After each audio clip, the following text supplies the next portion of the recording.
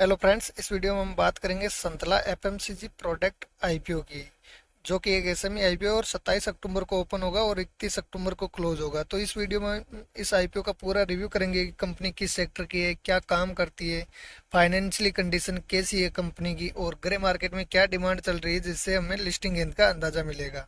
तो बने रहिए वीडियो के लास्ट तक। सबसे पहले बात करते हैं इसकी डिटेल की। तो इसका फेस वैल्यू रखा गया है 10 रुपीज़ पर शेयर और प्राइस है 91 रुपीज़ पर शेयर, और इसकी एक लोट में 1200 शेयर आएंगे।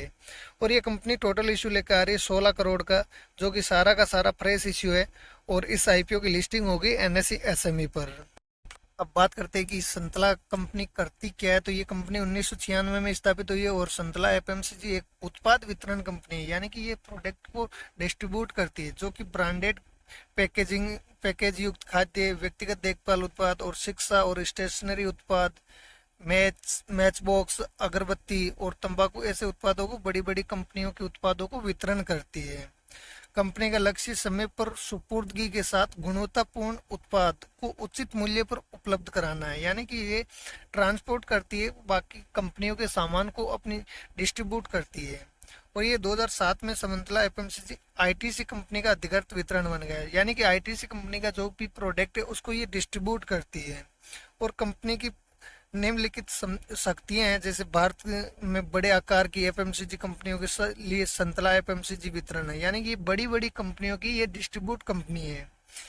और कंपनी विविध प्रकार के उत्पादों को वितरण में लगी हुई है और ग्राहकों के साथ मजबूत और दीर्घकालीन संबंध बना रखे, यानी कि इसकी जान पहचान हर जगह है, जिससे ये इन उत्पादों को वितरण कर सकती है आसानी से। तो ओवरऑल देखें तो कंपनी का सेक्टर काफ़ी बढ़िया है, क्योंकि ये कंपनी आईटीसी कंपनी वगैरह इस टाइप की कंपनियां कभी बंद हो नहीं सकती, और इनका डिस्ट्रीब्यूट तो हमेशा होना ही है। इनके सामान को तभी कंपनियां चल पाएगी, तो इनकी ज़रूरत और इनकी डिमांड हमेशा रहने वाली है।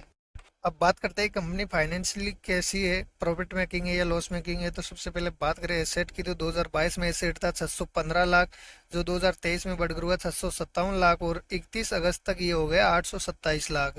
बात करें रेवेन्यू की, तो 2022 में रेवेन्यू था 3254 लाख, जो 2023 में बढ़कर हुआ 4077 लाख, और 31 अगस्त तक ये हो गया 1585 लाख।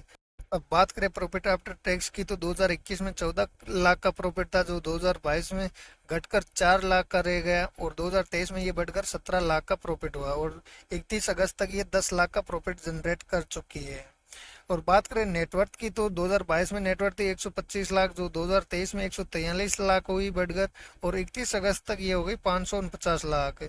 और इनके पास रिजर्व में 2021 में 70 लाख थे, 2022 में 75 लाख हुए बढ़कर, और 2023 में बढ़कर हुए 93 लाख, और 31 अगस्त तक ये 56 लाख हो गए। यानी कि कंपनी साल दर साल ग्रोथ कर रही है, रेवेन्यू भी अच्छा खासा बढ़ रहा है, और इनका एसेट भी अच्छा बढ़ रहा है। वो प्रॉफिट थोड़ा कम बढ़ रहा है, उतनी ग्रोथ प्रॉफिट में नहीं दिखा पा रही है ये कंपनी। ओवरऑल देखे तो ये कंपनी फाइनेंशियली उतनी स्ट्रॉन्ग कंपनी नहीं है। अब बात करें इसके की इंडिकेटर की, तो इसका पी निकल के आता 25 का, और आर ओ ये 12% की, जो कि काफ़ी कम है, और आर ओ सी 19% की, जो कि ठीक ठाक है। यानी कि इसकी आर ओ ई और आर ओ सी भी उतनी ज़्यादा नहीं है। और अब बात करें इनके ऊपर डेप्ट की, तो 3.1 का आ रहा है, जो कि काफ़ी ज़्यादा है। यानी कि इस कंपनी को अपने फ्यूचर में अच्छी ग्रोथ दिखानी है, तो सबसे पहले इस डेप्ट को कम करना पड़ेगा, क्योंकि डेप्ट बहुत ज़्यादा है इसके ऊपर। और अर्निंग पर शेयर वैल्यू है 3.5 का, जो कि ठीक है, और रिटर्न ऑन नेटवर्थ है 12% की, जो कि काफ़ी कम है। ओवरऑल देखें तो ये कंपनी फाइनेंशियली और फंडामेंटली उतनी अच्छी कंपनी नहीं है। अब बात करते हैं कि इसकी ग्रे मार्केट में क्या डिमांड चल रही है, जिससे हमें लिस्टिंग गेंद का अंदाजा मिलेगा। तो आज की डेट में इसका ग्रे मार्केट में कोई भी प्रीमियम नहीं चल रहा है, यानी कि इसकी डिमांड कुछ भी नहीं है, तो इसमें लिस्टिंग गेंद के चांस बहुत कम है। अब बात करें आईपीओ की रिजर्वेशन की, तो रिटेल कैटेगरी के लिए 50% रिजर्व रखा गया है, और अदर के लिए भी 50% रिजर्व रखा गया है। अब बात करें इसकी प्रमोटर होल्डिंग की, तो आईपीओ लाने के बाद में इसकी प्रमोटर होल्डिंग बच जाएगी लगभग 60% की, जो कि काफ़ी ठीक है। जिसकी 50% से ऊपर रहती है उसको काफ़ी अच्छा माना जाता है। अब बात करें इस आईपीओ की लॉट साइज की, तो रिटेल कैटेगरी के लिए मैक्सिमम एक लॉट के लिए अप्लाई कर सकते हैं, जिसके लिए 1200 शेयर के लिए अप्लाई करना होगा, और इसके लिए 1,09,200 रुपये हमें इन्वेस्ट करना पड़ेगा। और एचएनआई कैटेगरी में मिनिमम 2 लॉट के लिए अप्लाई कर सकते हैं। अब बात करें इस आईपीओ को अलॉटमेंट की, तो इसका अलॉटमेंट आएगा 3 नवंबर को और इसका रिफंड हो जाएगा 6 नवंबर को, और इस आईपीओ की लिस्टिंग होगी 8 नवंबर को। अब फ्रेंड, हमने इस कंपनी का सारा रिव्यू कर लिया है, कंपनी किस सेक्टर की है, क्या काम करती है, और प्रॉफिट मेकिंग है या लॉस मेकिंग है, और क्या डिमांड चल रही है। तो अब हमें डिसीजन लेना है कि इस आईपीओ में अप्लाई करना है या नहीं।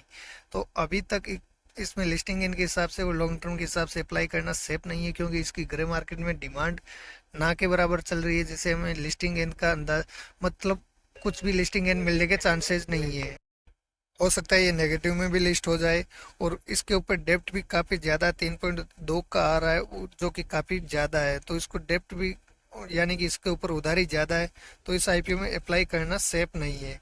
बाकी आप अपनी रिसर्च करने के बाद इस आईपीओ में डिसीजन लेना कि आईपीओ में अप्लाई करना है या नहीं करना। और फ्रेंड, आईपीओ के अलॉटमेंट के चांस बढ़ाने के लिए अपनी फैमिली मेंबर के डिफरेंट डिफरेंट डीमेट अकाउंट खोल सकते हैं, जिसका लिंक डिस्क्रिप्शन में दे रखा है। और फ्रेंड, वीडियो अच्छा लगा तो वीडियो को लाइक कीजिए, चैनल को सब्सक्राइब कीजिए, साथ में बेल आइकन को भी ऑन कर दीजिए, ताकि हमारे वीडियो का नोटिफिकेशन आपको मिलता रहे। धन्यवाद।